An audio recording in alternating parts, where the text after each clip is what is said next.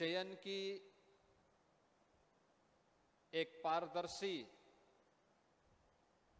प्रक्रिया को अपनाते हुए निष्पक्ष भर्ती की इस प्रक्रिया को सुसंपन्न करने के लिए हृदय से धन्यवाद देता हूं। मैं धन्यवाद देता हूं यहां पर डीजी टेलीकॉम और उनकी पूरी टीम को, जिन्होंने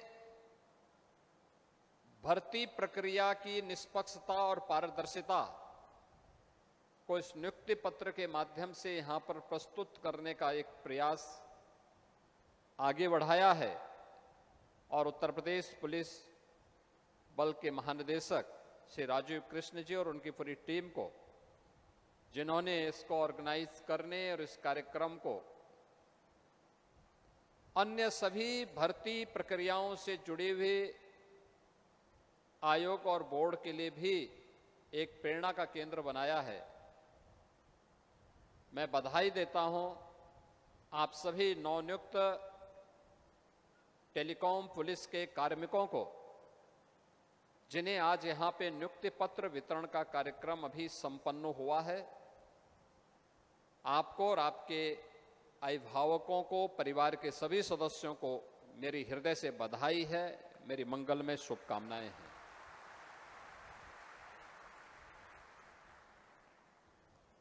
मुझे बताते हुए प्रसन्नता है कि आज जो पुलिस की भर्ती अब तक हम लोगों ने 2017 से प्रारंभ की थी, अब तक इस भर्ती को लेकर के हम देखें तो कुल मिलाकर के 2,17,500 से अधिक पुलिस कार्मिकों की निष्पक्ष और पारदर्शी तरीके से भर्ती की प्रक्रिया को उत्तर प्रदेश पुलिस बल ने संपन्न किया है। और ये आपके लिए भी एक गौरव का विषय है कि किसी भी राज्य की सिविल पुलिस से बड़े, सबसे बड़े पुलिस बल का आप हिस्सा बने हैं। तो इसके लिए भी मैं आप सबका हृदय से अभिनंदन करता हूं, आपको बधाई देता हूं। याद करिए 2017 के पहले की स्थिति क्या थी। भर्ती निष्पक्ष और पारदर्शी तरीके से नहीं होते थे, भेदभाव होता था, पैसे का लेन देन होता था, एक एक भर्ती पर बोली बोली जाती थी। परिणाम क्या था? नौजवान के हितों पर तो कुठाराघात होता ही था, साथ साथ प्रदेश की कानून व्यवस्था भी तहस नहस हो गई थी। प्रदेश में दंगों का दौर चला, प्रदेश में अराजकता थी, गुंडागिर्दी थी, न बेटी सुरक्षित थी, न व्यापारी सुरक्षित था। कोई व्यक्ति घर के बाहर जाता था तो सायंकाल होते होते परिवार के लोग चिंतित होने लगते थे कि वह कब घर सुरक्षित पहुंचेगा। प्रदेश में निवेश नहीं होता था तो विकास पूरी तरह अवरुद्ध हो गया था। नौजवान प्लान कर रहा था। प्रदेश के अंदर अराजकता, दंगों के उस दौर में लगातार आतंकी घटनाओं ने भी अंजाम देना प्रारंभ किया। अनेक घटनाएं प्रारंभ हुई। अयोध्या में से राम जन्मभूमि पर आतंकी हमला हो, काशी में संकट मोचन मंदिर, काशी की कचहरी, अयोध्या की कचहरी हो या लखनऊ की कचहरी, विस्फोट लगातार होते थे। सीआरपीएफ कैंप रामपुर पर आतंकी हमला, ये उसी दौर की बात है जब निष्पक्ष भर्ती की प्रक्रिया को पिछली सरकारों ने अपनी राजनीतिक स्वार्थों के लिए बाधित किया था। परिणाम था उत्तर प्रदेश का नौजवान पलायन करने के लिए मजबूर हुआ था, हताशा और निराशा में जीने के लिए मजबूर हुआ था। भाई भतीजेवाद और परिवारवाद के बोलबाले ने न्यायालय को भर्ती की प्रक्रिया में हस्तक्षेप करने का अवसर दिया था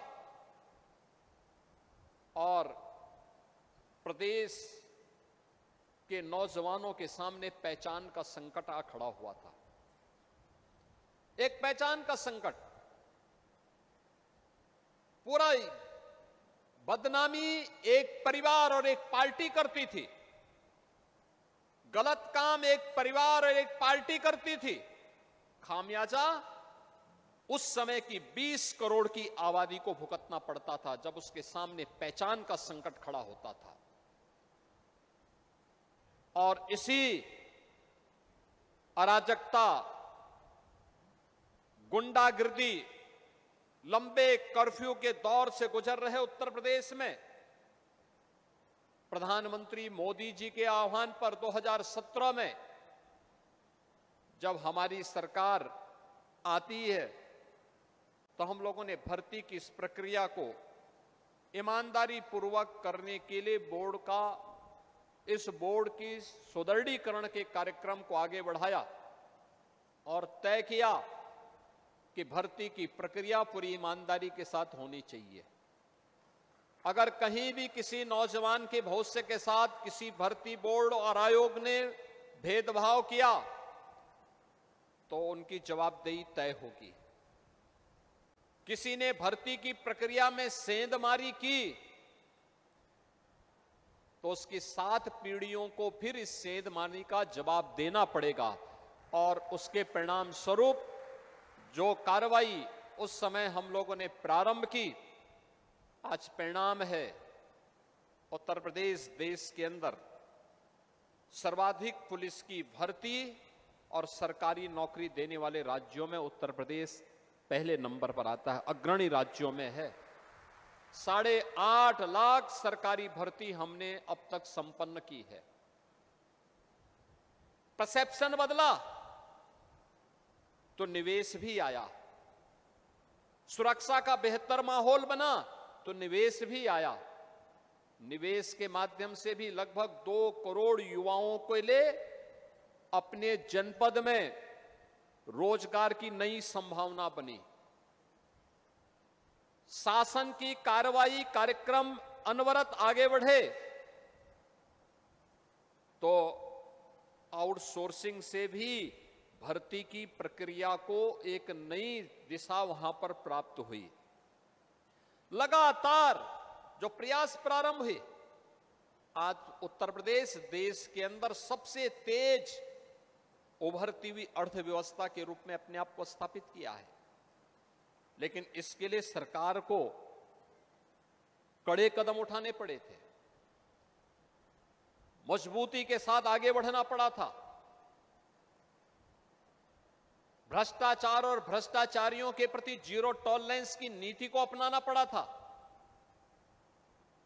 भर्ती की प्रक्रिया से लेकर के ट्रेनिंग की प्रक्रिया को तेजी के साथ आगे बढ़ाने के कार्यक्रम को आगे बढ़ाया था।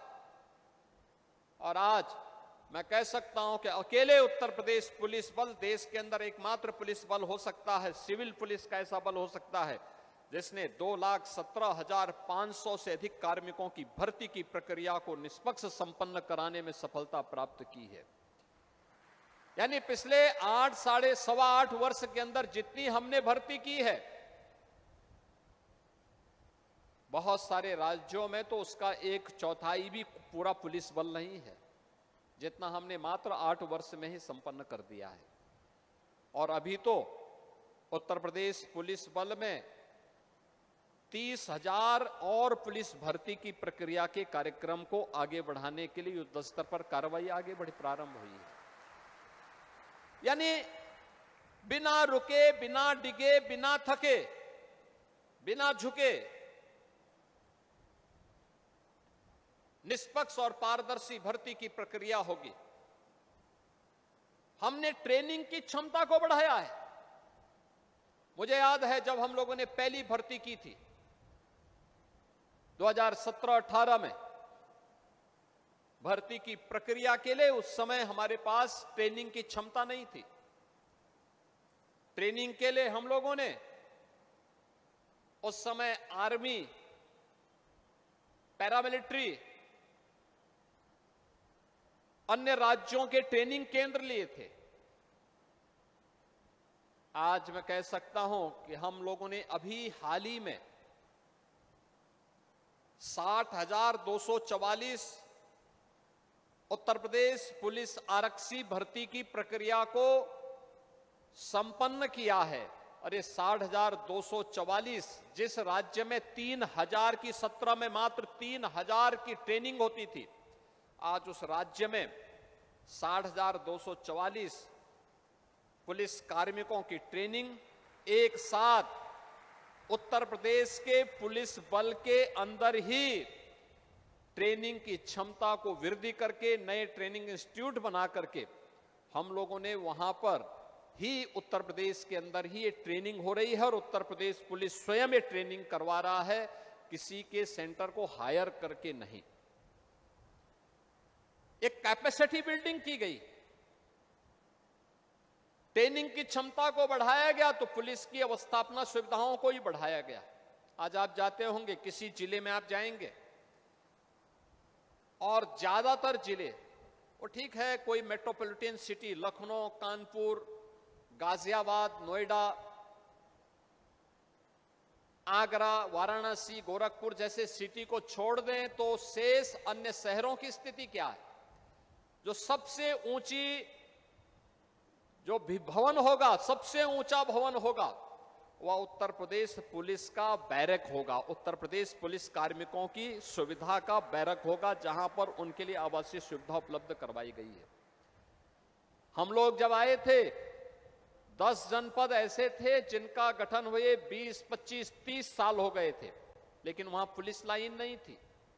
हम लोगों ने पुलिस लाइन गठित की, पुलिस लाइन दी, पुलिस मुख्यालय बनाने की प्रक्रिया को आगे बढ़ाया, पुलिस में व्यापक रिफॉर्म किए, 7 नए पुलिस कमिश्नरेट बनाए। पुलिस कमिश्नरेट गठन होने की प्रक्रिया की मांग उत्तर प्रदेश में, पुलिस कमिश्नरी सिस्टम की मांग 1971-72 से चल रही थी, कोई हिम्मत नहीं कर पा रहा था। और जैसे ही सरकार आई, हम लोगों ने कहा निर्णय लेंगे, पहले चरण में 3, अगले चरण में 4 को हम लोगों ने एक साथ बना करके 7 जनपद वर्तमान में पुलिस कमिश्नरी सिस्टम के साथ जुड़ करके पुलिस के रिफॉर्म की सुविधा का लाभ उत्तर प्रदेश वासियों को उपलब्ध करवा रहे हैं। आज उत्तर प्रदेश पुलिस एक मॉडल बनी है। अपराध को कैसे नियंत्रित किया जाता है, दंगा मुक्त राज्य कैसे हो सकता है, अराजकता मुक्त राज्य कैसे हो सकता है, गुंडागिर्दी से मुक्त राज्य कैसे कराया जा सकता है। एक पक्ष यह हर व्यक्ति स्वीकार करता है कि हां सुधार हुआ है, व्यापक सुधार हुआ है, व्यापक परिवर्तन हुआ है, देश स्वीकार करता है, हर भारतवासी स्वीकार करता है। और अग्नि परीक्षा तब होती है जब कोई चुनौती आती है। महाकुंभ का आयोजन जिस भव्य और दिव्य तरीके से सकुशल संपन्न करने में सफलता प्राप्त की, परिणाम था उत्तर प्रदेश पुलिस का व्यवहार, उत्तर प्रदेश पुलिस की तत्परता, उत्तर प्रदेश पुलिस बल के द्वारा उस समय दिखाई गई संवेदनशीलता।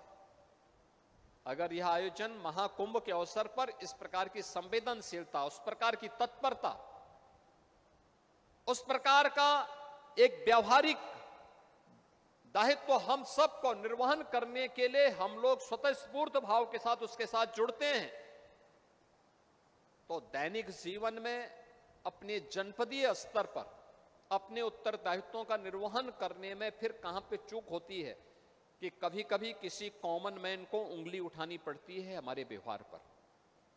याद रखना, आज हम उस दौर में आ चुके हैं जब ये देश अब गुलाम नहीं है। अब यह देश एक स्वतंत्र देश है, आजादी के अमृत काल में एक विकसित भारत की परिकल्पना के साथ दुनिया की तीसरी बड़ी अर्थव्यवस्था बनने की ओर अग्रसर होने वाला भारत है। हर नागरिक को स्वतंत्रता का इस एहसास को कराना होगा और उसके लिए पुलिस बल को उतना ही संवेदनशील आम नागरिक के प्रति होना होगा। तो अपराध और अपराधियों को संरक्षण देने वाले तत्वों के प्रति उतना ही सख्त भी होना होगा। दूसरा, महिलाओं की भागीदारी हो। आधी आबादी को वंचित करके हम विकास के किसी अच्छे मॉडल को प्रस्तुत नहीं कर सकते।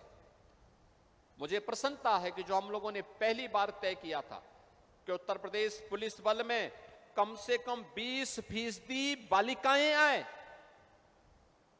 और जब मैं देख रहा था कि 1494 टेलीकॉम पुलिस की भर्ती में 20% के इस लक्ष्य को प्राप्त किया है, लगभग 300 बालिकाओं का चयन भी इसमें संपन्न हुआ है और वे सफलतापूर्वक अपने कार्यक्रमों को आगे बढ़ा देंगे।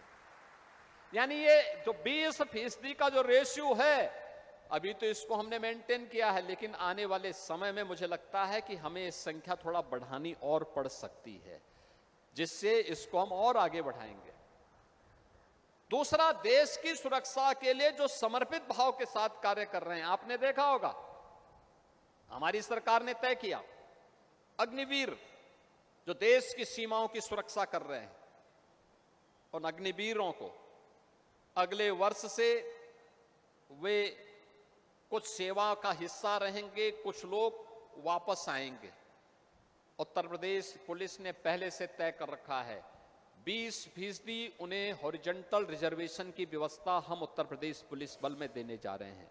ये 20% रिजर्वेशन इसलिए क्योंकि ट्रेन्ड मैन पावर हमें प्राप्त होगा और हर एक क्षेत्र में जो जिस क्षेत्र में जाना चाहेगा हम उसको लेंगे, क्योंकि ये युवा ऊर्जा है, जिस युवा ऊर्जा के बल पर ही हम एक विकसित भारत की परिकल्पना को और एक समर्थ उत्तर प्रदेश के संकल्प को आगे बढ़ा सकते हैं। और यही प्रधानमंत्री जी का विजन है, यही विजन है हमारा। उत्तर प्रदेश पुलिस बल को लगातार इस दिशा में प्रयास करना है, लगातार प्रयास करना है। पुलिस की चुनौती कभी कम नहीं होती। याद रखना, आज हम कुछ कर रहे हैं तो कल हमारी प्रतिस्पर्धा हमारी ही कार्यों से होनी है। हमने बीते 8 वर्ष में जो कुछ किया है उसको प्रदेश ने, देश ने, दुनिया ने उसको स्वीकारा है, उसको एप्रिशिएट किया है। अब आने वाले समय के लिए हमें इससे भी बेहतर दिशा में आगे बढ़ना है, क्योंकि हर 10 साल के बाद पीढ़ी भी बदल जाती है। उस पीढ़ी का परिवर्तन जब होता है तो उस बदली हुई पीढ़ी के सामने वह नया प्रवेश दिखना चाहिए जिसका वो इंतजार कर रहा है। इसके लिए अपने आप को तैयार करना। याद रखना, टेलीकॉम पुलिस ने कुंभ के दौरान एक बेहतर प्रदर्शन किया था, अच्छा काम किया था। और याद करना, ये किसी भी फोर्स का टेक्नोलॉजी उसका एक पार्ट होता है, इसके बगैर हम कोई कल्पना कर ही नहीं सकते। आज के दिन पर जीवन अधूरा होता है। टेलीकॉम पुलिस कम्युनिकेशन का एक माध्यम है। याद रखना, दुनिया के अंदर कम्युनिकेशन एक सशक्त माध्यम है सूचनाओं का आदान प्रदान करने का, और खासतौर पर तब जब यूपी जैसा राज्य हो, 25 करोड़ की आबादी के राज्य में इस चुनौती का सामना करना हो। उन स्थितियों में आपके सामने टेलीकॉम पुलिस की चुनौतियां किसी से कम नहीं हो सकती। मुझे पूरा विश्वास है कि अगले 6 महीने आपके ट्रेनिंग के होंगे। ट्रेनिंग के इस दौरान बेहतर ट्रेनिंग लेना, अपनी ट्रेनिंग के अंदर टेलीकॉम पुलिस से जुड़ी हुई उन चुनौतियों को समझना, कैसे आप पुलिस के सामान्य कम्युनिकेशन को बेहतर से बेहतर देकर के ससमय उन्हें सूचनाएं उपलब्ध करवाने का काम कर रहे हैं। इस दिशा में आपका प्रयास जितना तत्परता के साथ और जितनी ईमानदारी और सक्रियता के साथ हो पाएगा, उतना ही बेहतर प्रदर्शन उत्तर प्रदेश पुलिस का देखने को मिलेगा। समय के अनुरूप हमें अपने आप को आगे बढ़ाना पड़ेगा। जो यहां पे डीजीपी साहब ने कहा है कि अब तक हम 63 जनपद हमारे ऐसे हैं जहां पे हमने पुलिस के दूरसंचार पुलिस के डिजिटाइजेशन की कार्रवाई को अब तक संपन्न किया है, और मेरा यह मानना है कि हम बहुत शीघ्र 75 के 75 जनपदों में इस कार्यक्रम को सफलतापूर्वक आगे बढ़ा करके उत्तर प्रदेश पुलिस को अब उसके आधुनिकीकरण के दिशा में आगे के जो प्रयास होने हैं, उस प्रयास की कड़ी को और तत्परता के साथ आगे बढ़ाने में हम सफल होंगे। आज के इस अवसर पर मैं एक बार फिर से जिन कार्मिकों को यहां पर आज एक नियुक्ति पत्र प्राप्त हो रहा है, उन्हें इस बात को ध्यान रखना होगा, वे पूरी दृढ़ता के साथ इस बात को स्वीकार करेंगे कि उनका एप्लीकेशन लेने से लेकर के और आज नियुक्ति पत्र प्राप्त होने तक किसी भी स्तर पर उन्हें सिफारिश कराने या किसी भी प्रकार के लेन देन की आवश्यकता नहीं पड़ी। अगर सरकार ने प्रतिबद्धता पूर्वक आपको एक निष्पक्ष और पारदर्शी भर्ती प्रक्रिया के साथ जोड़ करके आपके सुनहरे भविष्य के सपने को साकार करके आपके अभिभावक को भी और आपको भी एक नए भविष्य की ओर अग्रसर किया है, तो सरकार की भी यही मंशा है कि आप भी इसी प्रकार की तत्परता के साथ, संवेदनशीलता के साथ अपने व्यवहारिक कर्तव्यों का निर्वहन करते हुए उत्तर प्रदेश को एक समर्थ प्रदेश बनाने में, विकसित भारत की परिकल्पना को साकार करने में उत्तर प्रदेश पुलिस बल का हिस्सा बनकर के अपनी कर्तव्यों का ईमानदारी पूर्वक निर्वहन करने में सफल होंगे। आज के इस अवसर पर एक बार फिर से मैं आप सबको, आपके अभिभावकों को इस चयन के लिए हृदय से बधाई देता हूं। उत्तर प्रदेश पुलिस भर्ती और प्रोन्नत बोर्ड के सभी अधिकारियों को हृदय से धन्यवाद देता हूं और विश्वास करता हूं कि ट्रेनिंग के दौरान आपका आचरण एक अनुशासित, कर्तव्यनिष्ठ और व्यवहारिक रूप से दक्ष पुलिस कार्मिक के रूप में देखते हुए बने। यह हम सब ट्रेनिंग के दौरान भी और ट्रेनिंग के उपरांत भी करके दिखाएंगे। आप सबके प्रति मेरी मंगल में शुभकामनाएं। धन्यवाद। जय हिंद। को अपनाते हुए निष्पक्ष भर्ती की इस प्रक्रिया को सुसंपन्न करने के लिए